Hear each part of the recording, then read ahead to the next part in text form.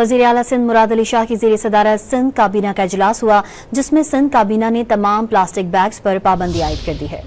तफसीलात जानते हैं डॉन न्यूज़ के नुमाइंदे खावर हुसैन से। जी खावर, क्या तफसीलात हैं आपके पास काबीना इजलास से मुताल्लिक?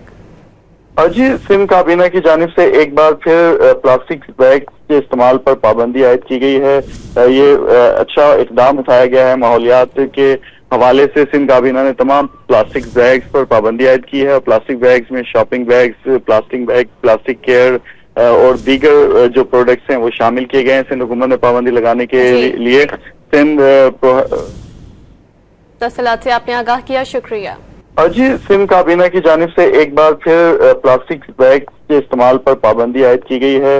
ये अच्छा इकदाम उठाया गया है। माहौलियात के हवाले से सिंध काबीना ने तमाम प्लास्टिक बैग्स पर पाबंदी आयद की है और प्लास्टिक बैग्स में shopping bags, plastic bag, plastic care और दीगर जो प्रोडक्ट्स हैं वो शामिल किए गए हैं। सिंध हुकूमत ने पाबंदी लगाने के लिए सिंध तफसीलात से आपने आगाह किया, शुक्रिया।